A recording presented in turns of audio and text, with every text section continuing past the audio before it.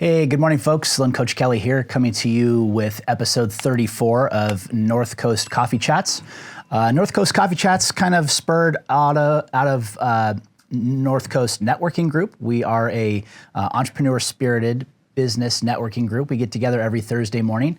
Our goal and focus is to communicate and connect with people in the community, create business referrals, open relationships, and find ways to help small business owners create more business. And so we're over 8 years old, and North Coast Coffee Chats spurred out of that. Missing my partner in crime, David West, today, but we're going to go ahead and kick off episode 34 here today with Gina Delacruz. Good morning, Gina. Good morning, Kelly. How are you doing today? I'm doing well. How are you? Doing fantastic. So, Gina, you've been in the group now for, what, about 60 days? I would say, yes. Yeah, give or take about 2 months.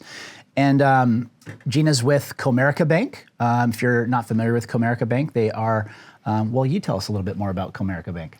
Well, Comerica Bank has been in business for over 175 years. We don't have a huge presence in California. We're a growth market in California. In San Diego alone, we have 13 branches. Okay. And my branch is Encinitas and Del Mar Heights. So I manage 2 locations. All but right. We're really known for our small business banking. And we're moving the shift to be known for small business banking to the bank that everyone does their business with. So, from that small business owner, but to the stay-at-home parent, to the kid that's graduating from college. So we want to be the bank for everyone. Got it. So trying to span into not just business sector focused, but also grooming into being able to service the community. Correct. Because you're almost kind of like a community bank. We are. In essence, right? Yes. Yes, we are. We're a regional bank. So regional bank, we are based in Michigan. Okay. And then I would say around 2007, we moved headquarters to Texas. So we're in 5 states. Michigan and Texas has our bigger footprints, bigger branch locations, and then California, Arizona, and Florida. And we're starting to open up branches in North Carolina and looking to expand in the West as well. And your role currently with the bank is what? I'm a branch manager there. Okay. So you've got oversight of how many employees? I have, between my 2 teams, I have 6 employees, but in my branch, I have 3 employees, so 3 relationship bankers. I am in the hunt for 1 more relationship banker, so there'll be a total of 5 in our Encinitas location. Gotcha. Mm-hmm. Okay. What do you enjoy the leadership role in management? I do. Okay. My greatest passion comes from developing my teams, and coaching and developing is always what I love to do. And I've been a branch manager for so long. I came from other financial institutions, so I always had that position in my with those institutions. And I, just love fostering their skill set and helping them succeed and, reach their own goals as well as my customers. I mean, going back to the heart of things, it's about the employees and it's about the customers. And then as I develop my team, and then they can in turn, help the customers out and realize their financial goals and needs. Got it. So let's backtrack. Where do you think that comes from, that passion you have to help grow people, to help grow relationships? Where do you think that spurred from? Well, one of my, greatest strengths and talents is I have a really strong responsibility trait as well as a developer trait. And I just feel that sense of responsibility in the sense that I want to help you succeed. It's just something that's been innate in me ever since I was younger. And I just always felt responsible that, I want to make sure that you're doing what you need to do to get you to the next level. And then it's just been something, I don't know if it's just my heart or that nurture feeling in myself, and just making sure that my team has everything at their disposal to win and to, win right, and then, make sure that they're on their right path and they're where they need to go to move to that next step. Nice. So I assume that transfers into your home life as well, because you are a mom, correct? I am. I have a daughter. Okay. She is 19 currently, and she'll be 20 in June. So we just have one daughter, and it's just been, our whole world revolves around her and making sure that she has everything that she needs, that she has support. And then she also has the skill sets to prepare her for the world. As much as my husband doesn't want her to leave the nest and wants her to stay, we just want to make sure that, we instill like the right values, and then she has a good head on her shoulders, and she knows when to speak up and when to share her thoughts, but still keep her values, right? Yeah, for sure. That's I've got 3 sons, so different side of the parent raising, but yeah, that's what your whole goal in life is when you have children, at least mine and yours kind of are in sync, is to prepare our children for what's to become in the future and be prepared to handle those things, as you grow older, you deal with more adversity, you deal with more things, more challenges, and be able to have your head on straight and be able to navigate through those things, because it's an interesting world that they're growing up into, and just getting to see things on social media that we never saw as kids. Oh, yeah. Like just it's the whole different generation and a whole different world of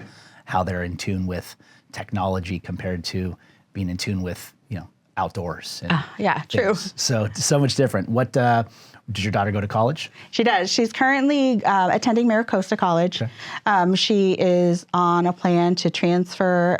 She has 2 choices, UC Irvine or San Diego State. She was interested initially in environmental science, and then she switched her major to urban planning.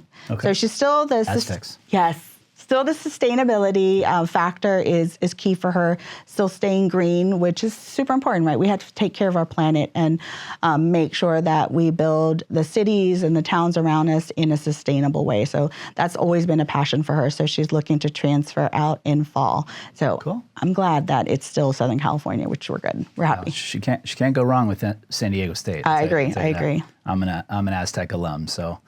I got favoritism going there. Okay, make sure. We'll make sure. We push it towards there. Yeah. So where'd you come from? Were you born and raised San Diego? Are you native? Where did you grow up? Well, originally I am from, my husband and I are from a small island in the Pacific. It's called Saipan. Okay. Not a lot of people know it, but they're more familiar with Guam. Okay. I moved out to Northern California when I was 2. So I've been a Northern California native in the Bay Area and just lived there all my life. And I would say in 2014, my family and I decided to make the trek down to San Diego because we were always traveling here for vacations because the beaches remind us of back home with the beach. It's not the same, right? Sure. Beaches are not the same, but it was still just more of that relaxed vibe, and just we wanted to make a change for our family and come down, be closer to the beach. And since then, we've been here in Oceanside since 2014. Got it. What a difference Oceanside is in 11 years. Oh my gosh, yes. Right? Crazy. So much urban development, so much transition, so much rejuvenation of the downtown area. It's just a massive transformation. I've seen that in a number of towns. In fact, Vista, downtown Vista Village. Oh yeah, that's crazy. One that's just completely changing and blowing up. So it's probably pretty neat to live in Oceanside and witness that, while entrenched within the community, huh? Oh yeah, it's great. We were fortunate enough for the last, I would say, 10 years, we were living, right by the beach, and it was nice just to see and walk within downtown Oceanside and just see all the new businesses that's coming around and the revitalization of downtown. Because before, all you would see when we first moved, well, not all you would see was a lot of used car dealerships, auto repairs and stores, plus, all the other stores and retails that were geared towards the military, right? As we know, Camp Pendleton.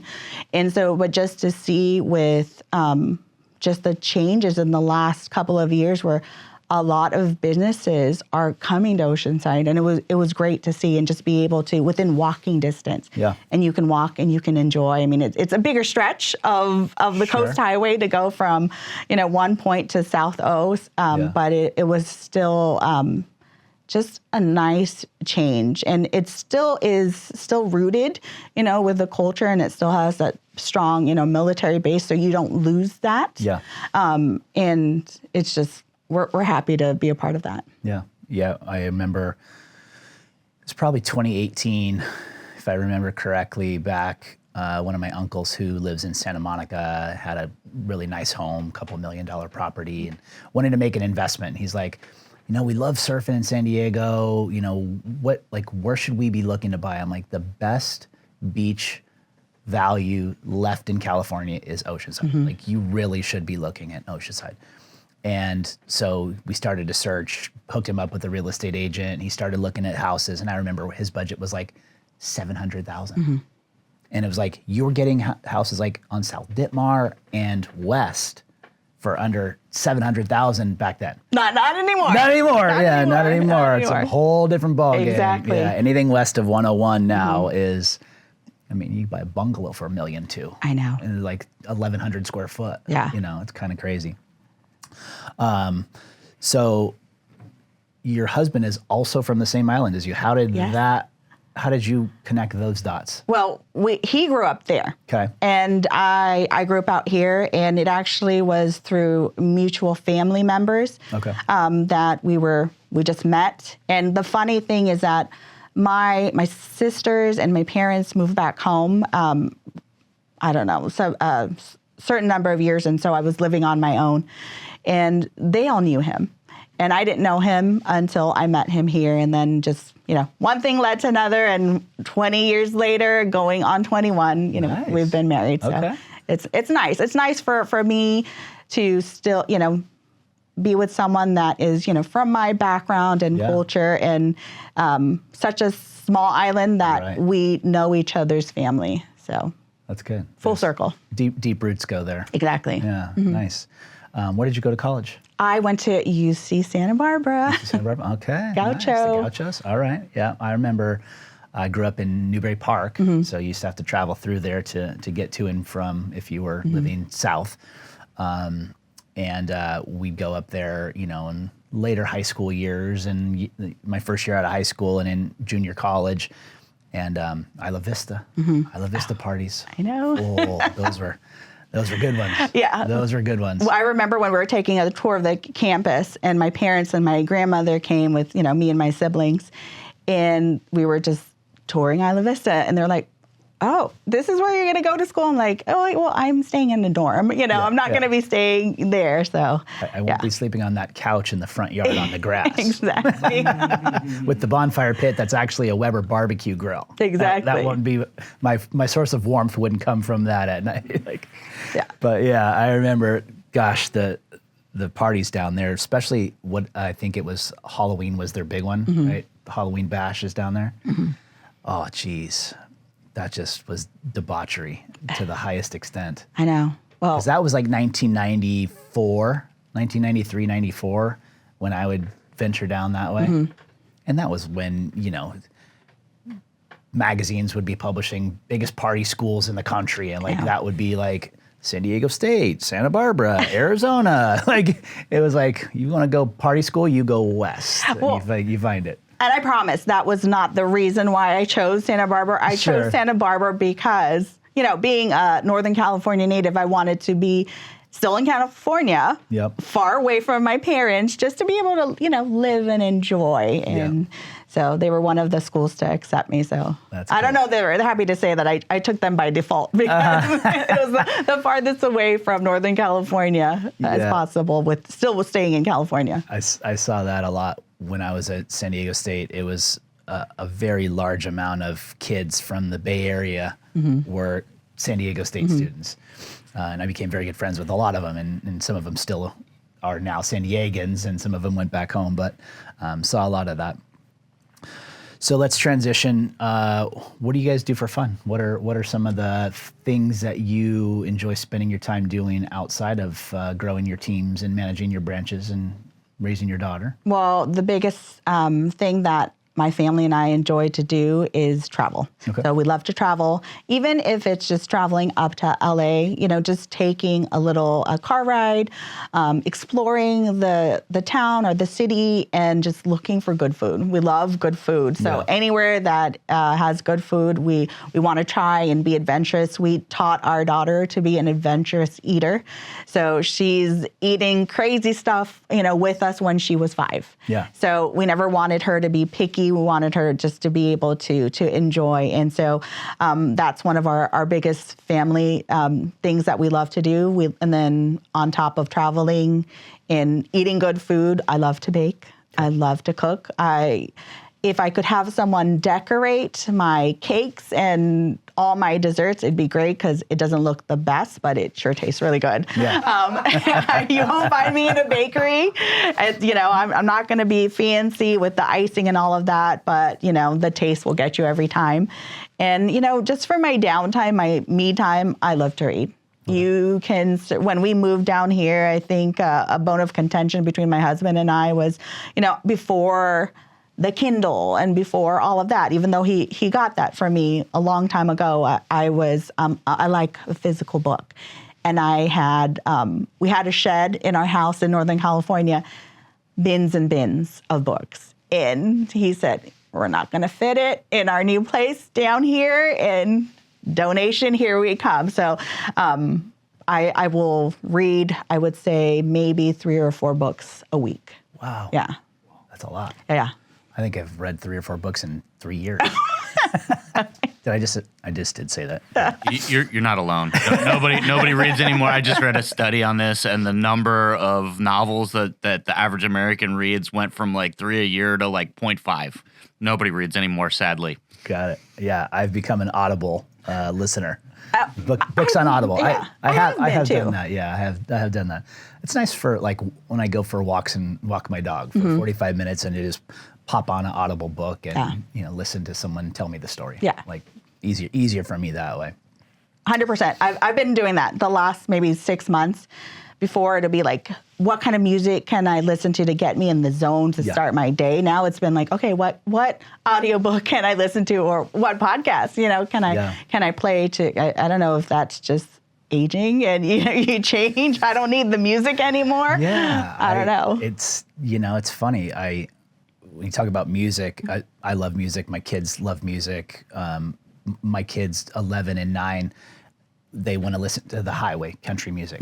And anytime we're in the car, it's just like whatever station I'm listening to, it's like, Dad, put on the highway, put on country music. So they put on country music. They literally know the words to every single song that's on the radio. It's crazy. And it's like, okay, I know all these words too. Like, this is too much. Like, I'm hearing these songs way too often that I know every word to all these songs. Are like, time for something different to feed my brain. Like, True.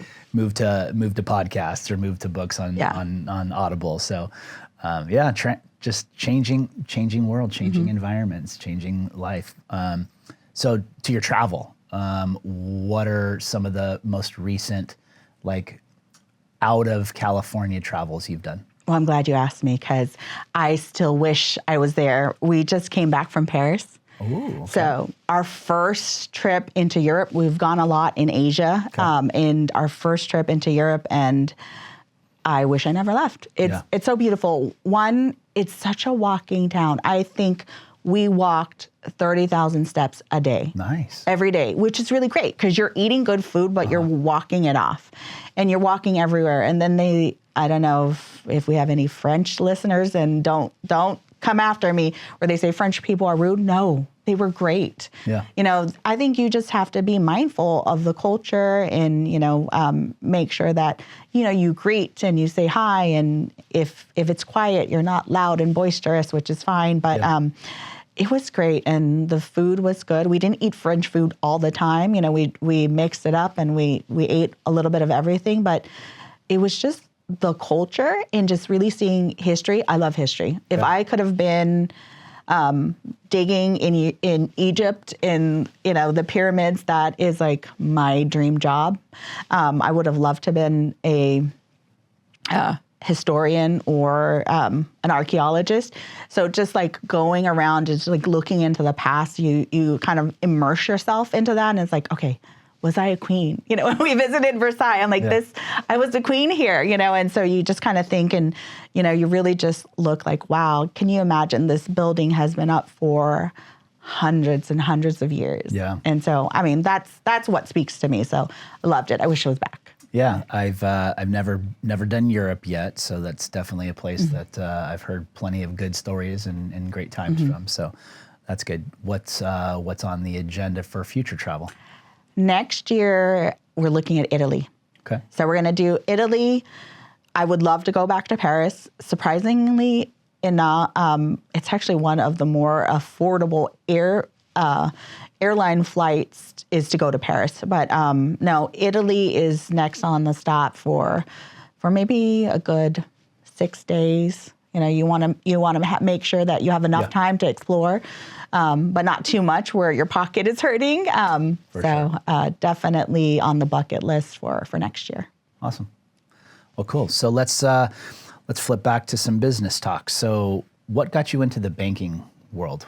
Out of college, you went to Santa Barbara, and then you got into the working world. You came back down to San Diego where you were setting up home, and then you got into the working world. What did that walk of life look like to get you into the banking world? Well, I've been in banking for 25 years. Okay. And so when I was going, when I started banking, it was just a little side job for part-time, to be a part-time teller, just to get a little side money. You know, my parents, I was fortunate enough that they paid for everything and, you know, they gave me allowance, but they're like, well, if you want this more, you know, go work. It was my first job ever to go into banking. And it was one of those things that it's not that I got stuck in it, but I really liked it. I graduated with a degree, political science, that I never was going to use. Yeah. And I don't know why I chose that degree. And then I loved what I was doing. I loved talking to people and just helping them. And then one thing led to another that, okay, well, why don't you become a banker? Then I became a banker and then went through this national branch manager and training program with Citibank, is who I was with. And they sent me to New York. I went to New York 4 times within a 6-month period, you know, to become a branch manager. So that was a huge thing. And then from then on, just really kind of hone my skills and develop myself. And I was in management for a long time and moved to here from Northern California as a branch manager with U.S. Bank. Okay. And then with U.S. Bank, stayed there for a long time. And then I just, you know what, I'm like, I'm gonna change my role. I want to see what else is out there. And, you know, how can I use my skill set to help on a broader scale? So I became what was called a performance coach for my market. So I would go out and I would train and coach the bankers. I would coach the managers, and you know, I would help the market leaders help their teams, you know, reach success. And I loved that because I was able to kind of spread my wings and just still do what I wanted to do. And then, you know, with how it is with the economy, there's role eliminations, and sometimes what we call support roles, those are usually the first ones to go. And so with that, I was like, okay, well, what can I do? Well, let me go back to what I still know, what I still have a passion for. I can do it still on a smaller scale, go back into branch management, and now I'm with Comerica. Got it. So that downsizing event took place for you at U.S. Bank? Yes. With their merge and takeover of Union Bank, I'm sure there was quite a few roles that were displaced. Yes. Yeah. Yeah. That was a pretty big bank merger. There hadn't been a sizable one like that in quite a few years. But that was a pretty large scale one. Yeah, it was huge, especially in California. Yeah, because U.S. Bank didn't have a huge footprint here. Just in the West Coast. Yeah, you know, especially California. And what we really got a lot out was the assets and the portfolio, but as well as the branch presence, where we at one point in time only had, oh my gosh. Now I'm like really thinking, I'll just say, 40 branches, 45 branches with U.S. Bank became 80 branches in San Diego. It's double over. Yeah, double. It was huge. And then the markets, the bigger markets like San Francisco and LA and Orange County that have, more of a branch footprint for both U.S. Bank and Union Bank, it was crazy. So just that merging and the blending and, of course, just bringing in all of, the outside employees was it was huge, and it was a big undertaking. It took a couple of years, and I was happy to be a part of it while I was a part of it. So it was nice. So, starting and learning under Citibank, which is of course one of the top 5 largest banks in the nation. So, learning your management training skills and being kind of mentored through by that organization. Moving into being a branch manager and a coach at U.S. Bank, which is also now another probably top 5 bank in the U.S., and then moving from that and into Comerica Bank. What was the allure to you to going into a much smaller sized player in the banking space? For me, it's always been about the people, and I think no matter where you go, whether it's a big institution, a big bank, or a smaller bank, regional bank, the people matter. And I wanted to go to a company that the culture was right. And so I've always heard good things about Comerica. I had an old coworker that came from Comerica, even though it was small. Ultimately, it's about the people, it's about the employees, it's about the customers. And so that's what really resonated with me. And so when I made the choice, because I applied at other institutions, I wanted to go to a company that was it was small, but big enough that I can still develop in the future for myself, for my own personal growth. Got it. And so that's what really made me choose Comerica over the other options out there. Got it. So we got a couple minutes left, but let's dive into your membership now with NCNG. You came in as the group's personal banking relationship position. How can NCNG help you? What are some of the things that the members at NCNG could be focused on to try and make your value in NCNG? Well, for me personally, because prior to coming to Comerica, I was in another role, performance coach. So I really stepped away from customer-facing interactions.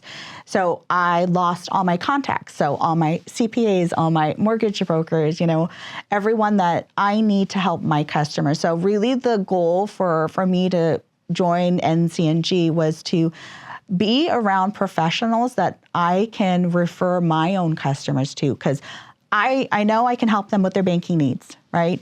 But I want to be a resource for them, for them to go to if I can't do anything on the mortgage end, and send them over to you. Or if they need, some film and brand content, I can send them over to Rob, And so that was like a number one goal. But then also just because everyone is a business owner, and I want to be a resource for everyone in the group as well. And I would love to have everyone's accounts and come to me. But if you can't, you can still come to me and ask for advice, right? So we think of ourselves as financial consultants, and it's always getting a second opinion with us. And at the end of the day, you're going to get this personal touch. I'm always strong about making sure that we have great relationships with our customers. So just reassuring that everyone in the group knows that, what you see is what you get. You're going to get the same treatment if you bring over customers that are looking to change or wanting to find and explore another bank or even a secondary option, that what you see with me and how I, interact with everyone is what you get. It's not going to be anything. I'm going to give it to them straight, and I'm going to make sure that everything is right. And if I can't help them, I'm going to find someone to help them. Awesome. Cool. So why don't you tell the audience where they can find you and where your branches are and how they can contact you if they're interested in talking about some banking. Well, I'd love for you to come visit us in our Encinitas branch. It's it's 110 South El Camino Real. It's in the Sprouts Shopping Center. We are open Monday through Friday, so work-life balance, yay. So Nice. You can find us Monday through Friday, 9 to 5. Our phone number is 760-942-2301. Come in, visit us. I have a great team. In full transparency, my Delmar Heights location is closing on May 12th, so I'm not going to give you the address. Okay. But I'm going to be there full time after May 13th. So you can pop in, say hi, come visit me and my team. Awesome. Well, very glad to have a chance to interview you today. I know we've had some dialogue, but not to this extent. So that's one of the things about North Coast Coffee Chats that we really love, is to really get to know the members of the group better. And of course, Rob and Max Lux Media, thank you very much for always hosting and putting together some great clips for our members. And to our audience, if you're not a part of North Coast Networking Group and you're interested, we do meet on Thursday mornings from 7:15 to 8:30. We are a business networking group, and we are an exclusive business networking group, which means that there's only one member per category. So you're not showing up to this place to just have coffee and there's 50 people in there and 5 of them might be doing the same thing as you. Gina's our only banker. I'm our only mortgage guy. Rob's our only videographer podcast. So if you're looking to grow your small business this year and you're looking for ways to reallocate some budget, don't need to spend it on marketing. You could spend it on joining NCNG, where you have almost 30 members who can help you grow your business with referrals and introductions. So that's what we're all about. And that's a wrap here on episode 34 of North Coast Coffee Chats. Gina, thank you. Great episode. Thank you. Happy Friday, everyone. Happy Friday.